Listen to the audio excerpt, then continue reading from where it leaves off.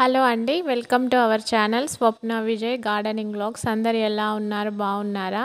ఇక్కడ చూస్తున్నారు కదా, ఇదంతా బచ్చలి కూర అండి. యాక్చువల్గా మీరు నా ప్రీవియస్ వీడియోస్ చూసినట్లయితే గార్డెన్లో తోటకూర, పాలకూర, చుక్కకూర అన్ని రకాల ఆకుకూరలు అయితే ఉండే. ఈ బచ్చల కూర విత్తనాలు అయితే లేకోకుండా ఉండే అండి నా దగ్గర. ఎట్టకేలకు ఒక ఫ్రెండ్ దగ్గర నుంచి అయితే ఈ బచ్చల కూర విత్తనాలను సంపాదించి ఈ విధంగానైతే వేసాము. బాగా అంటే బాగా వచ్చింది నీట్గా. ఇక్కడ ఈ మొక్క అనేది క్లైంబర్ కాబట్టి ఇది పారడానికి వీలుగా ఇక్కడ ఐరన్ స్టాండ్ అనేది నేను పెట్టానండి. మళ్ళీ కొంచెం సీడ్స్ కూడా అవుతున్నాయి. వీటినైతే కలెక్ట్ చేసి ఎండబెడతాను. ఆకుకూరలు ఏవైనా సరే మనం బాగా పెంచడానికి ఒక 3 టిప్స్ ఫాలో అయితే చాలండి. నేను ఆకుకూరల ప్రతి వీడియోలో ఇది చెప్తూనే ఉంటాను.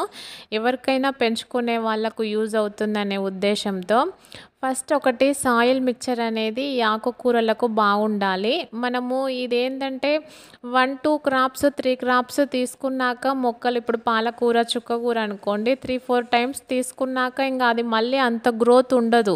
కాబట్టి ఆ 3 టైమ్కు సరిపడా ఎనర్జీ అనేది సాయిల్ నుంచి రావాలి. కాబట్టి మనము ఎప్పుడైతే నాటుకుంటామో అప్పుడే సాయిల్ మిక్చర్ అనేది ఒక 50-60% మెన్యూర్ ఉండేలాగా చూసుకోండి. అదొకటి మెయిన్గా చూసుకోండి ఆకుకూరలు నాటేవాళ్ళు. నెక్స్ట్ వచ్చేసి సీడ్స్ అనేది మంచి క్వాలిటీ ఉన్న సీడ్స్ని తీసుకోవాలి.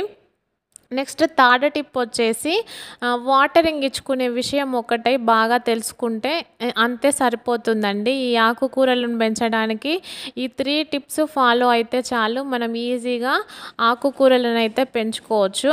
ఈ ఆకుకూరల వల్ల ఇప్పుడు మామూలుగా బయట వెజిటేబుల్ షాపుల్లో కూడా ఆకుకూరలు అంత ఫ్రెష్వేం దొరకవండి. మామూలుగా అవి పెస్టిసైడ్లు స్ప్రే చేసినవి, లేదు అంటే ఒక 2-3 డేస్ తర్వాత మనకు అమ్మేది అంత ఫ్రెష్గా ఏముండవు. ఇట్లాంటివి చిన్న గ్రో బ్యాగుల్లో మనం కూడా ఈ చిన్నగా మనం పెంచుకోవచ్చు. పప్పులోకి వేసుకోవడానికి సరిపోతుందండి. మనకు ఒక బాల్కనీస్ లాగా ఉంటే చాలు. మరి ఎండ బాగా కొట్టాలనేది కూడా ఏమీ లేదు. ఇంత చిన్న టిప్స్ ఫాలో అయితే చాలండి, ఆకుకూరలు బాగా పెంచుకోవచ్చు.